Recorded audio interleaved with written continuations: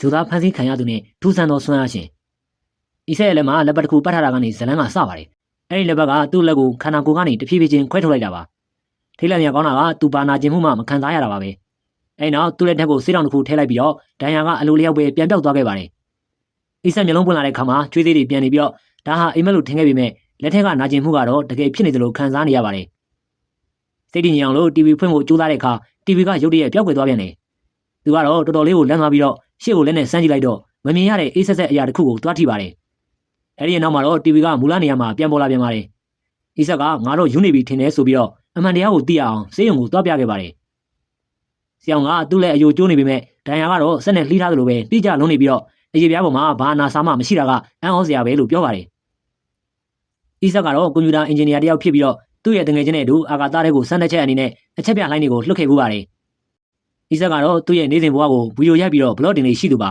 ။ဒီနေ့မှာတော့သူတောင်တက်နေတော့ကောင်းကင်ကနေထူးဆန်းတဲ့အရာဝတ္ထုတစ်ခုဆင်းသက်လာတာကိုမြင်လိုက်ရပါတယ်။သူတယောက်တည်းနေမဟုတ်ဘဲနဲ့အနားကလူတွေပါမြင်ကြတာပါ။ရဲတွေအခင်းပြနေရာကိုရောက်မလာခင်မှာပဲဤဆက်ကအရင်ဆုံးရောက်သွားခဲ့ပါတယ်။သူရှိမှမြင်လိုက်ရတာကတော့ဂျိုသားတွေရဲ့ပြန်သွားရင် UFO ကြီးပါပဲ။သူကစိတ်လှုပ်ရှားနေပြီးတော့ဗီဒီယိုရိုက်ဖို့ကြိုးစားနေတော့မှပဲယင်းကြီးကရုတ်တရက်ပျောက်ကွယ်သွားပါတယ်။အဲဒီနောက်မှာတော့သူ့နောက်မှာဂျိုသားတယောက်ပေါ်လာပါတယ်။ဤဆက်ကလန့်သွားပြီမဲ့သူ့ရဲ့ကင်မရာနဲ့အမိရရိုက်ကူးနိုင်ခဲ့ပါတယ်။ဒါပေမဲ့ဂျိုသားကသူ့ကိုဂရုမစိုက်ဘဲနဲ့ထွက်သွားပါတယ်။အန်ရရှိတယ်လို့ခံစားမိတာကြောင့်ဤဆက်လည်းထွက်ပြေးဖို့ကြိုးစားနေချိန်မှာပဲအပြန်ရောင်အလင်းနှန်းကြီးတစ်ခုဖြာထွက်လာပြီးတော့သူလည်းတတိလက်သွားခဲ့ပါတယ်။ရုံးကိုမြောက်တဲ့အခါမှာဗီဒီယိုကိုလုံးဝကိုင်ဘက်ကိုပြပေးမယ်ဘယ်သူမှမယုံကြဘူး။အဲ့ဒါနဲ့ပဲအမှန်တရားကိုသက်သေပြဖို့ YouTube ပေါ်မှာ adaptation ပြန်ပေးဆွဲခံရခြင်းဆိုတဲ့ခေါင်းစဉ်နဲ့တင်လိုက်ရကနေဗီဒီယိုကတော့လူကြည့်အများများသွားပါတယ်။နောက်တစ်ရက်မှာတော့သတင်းဌာနတွေကသူ့ကိုအင်တာဗျူးဖို့ခေါ်ကြပါတယ်။အင်တာဗျူးတစ်ခုမှာသတင်းတောက်ကဒီလိုအချိန်မျိုးမှာကင်မရာကအသင့်ရှိနေဖို့ဆိုတာဖြစ်နိုင်ပါမလားဆိုပြီးတော့ပြင်းပြင်းထန်ထန်မေးခွန်းထုတ်တဲ့အခါဤဆက်ကလည်းကောင်းကောင်းမဖြေနိုင်ခဲ့ဘူး။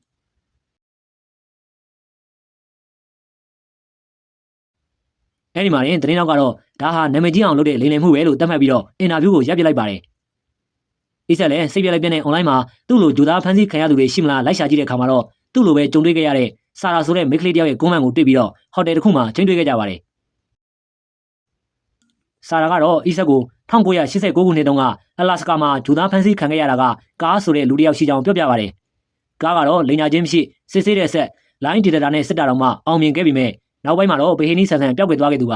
။နောက်ရက်မှာဤဆက်ကစာရေးဆရာတယောက်နဲ့တွေ့ပြီးတော့သူ့ရဲ့အကြောင်းကိုစာအုပ်ရေးခိုင်းမှုကြိုးစားပါတယ်။အဲဒီစာရေးဆရာကလည်းလိုင်းဒေတာနဲ့စစ်ဆေးခံမှုအကြံပေးတာကြောင့်ဤဆက်လည်းစစ်ဆေးမှုခံယူပြီးတော့အောင်မြင်သွားခဲ့ပါတယ်။ဒါပေမဲ့မကြခင်မှာပဲ UFO နဲ့ဂျိုသားမြင်တွေ့သူတွေကလိုက်လံဖမ်းဆီးနေတဲ့အစိုးရလက်ဝဲအဖွဲ့ကသူ့ကိုလာဖမ်းသွားခဲ့ပါတယ်။ဤဆက်သတိရလာတဲ့အခါမှာတော့ Android ရုပ်သေးစက်ရုပ်တွေစောင့်နေတဲ့အခန်းထဲမှာပိတ်လောင်ခံရတာကိုတွေ့လိုက်ရပါတယ်။ဆာရာဟာလည်းအခြားအခန်းတစ်ခုမှာအဖမ်းခံရပါတယ်။စခွင်ပေါ်ကအရာရှိတယောက်ကတော့သူ့ရဲ့စွမ်းရည်တွေကိုစမ်းသပ်ဖို့စေခိုင်းပြီးတော့ကားရဲ့အကြောင်းကိုမေးမြန်းပြီးမဲ့ဤဆက်ကဘာမှမသိဘူးလို့ညင်းခဲ့ပါတယ်။အဲဒီနောက်ဤဆက်ရဲ့လက်တွေကိုဆန့်ထုတ်လိုက်တဲ့အခါမှာတော့စခွင်ကြီးကပြုတ်ကျသွားပြီးတော့သူ့ကိုယ်ထဲမှာထူးခြားတဲ့စွမ်းအားတစ်ခုရှိနေတာကိုသူကသတိထားမိသွားပါတယ်။သူကတော့ဆာရာကိုလိုက်ရှာပြီးတော့ Android တွေကိုဖျက်ဆီးကလက်နက်တွေကိုလူယူခဲ့ပါတယ်။သူတို့နှစ်ယောက်ထွက်ပြေးဖို့ကြိုးစားတဲ့အခါမှာတော့တကားတွေကုန်ပိတ်ထားပြီးမဲ့ဤဆက်ကတော့သူ့ရဲ့စွမ်းအားကိုသုံးပြီးတော့တကားတွေကိုဖွင့်ကလွတ်မြောက်သွားခဲ့ပါတယ်။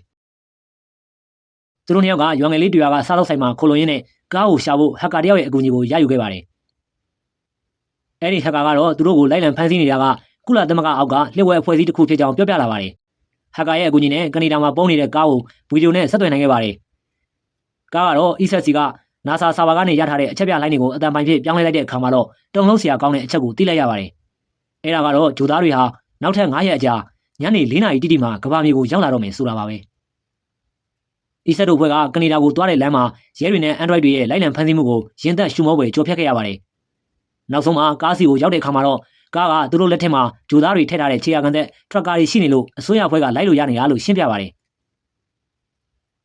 ဂျိုသားတွေရောက်လာမယ့်အချိန်မှာပဲဤဆက်ကတောထဲကိုတွားကြည့်ရင်းနဲ့ဂျိုသားတယောက်နဲ့ဆုံတွေ့ခဲ့ရပါတယ်။အဲဒီဂျိုသားကတော့ကားရဲ့ဆက်ကနေတဆင့်သူတို့ရဲ့ရွေချက်ကိုပြောပြလာပါတယ်။သူတို့ကလူသားတွေဘလို့အသက်ရှင်တယ်လဲဆိုတာကိုလေ့လာချင်တာဖြစ်ပြီးတော့ဤဆက်ကတော့သူတို့သိကျင်တဲ့မိကုန်းအားလုံးရဲ့အဖြစ်ဖြစ်တယ်လို့ပြောခဲ့ပါတယ်။ဒါပေမဲ့အဲ့ဒီအချိန်မှာပဲအစိုးရအရာရှိနဲ့အဖွဲ့တွေရောက်လာပြီးတော့ကားကိုပြစ်တက်လိုက်ပါတယ်။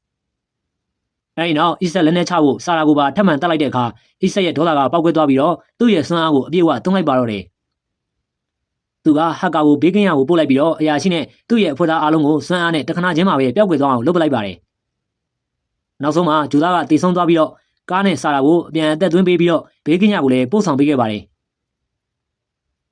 နောက်ထပ်6လကြာတဲ့အခါမှာတော့အီဆက်နဲ့ဆာရာတို့ဟာငင်းချမ်းစွာအတူနေထိုင်ရင်းနဲ့အီဆက်ကသူ့ရဲ့ဆွမ်းအားတွေကိုဆက်လက်ကျင့်ကြံနေခဲ့ပါတယ်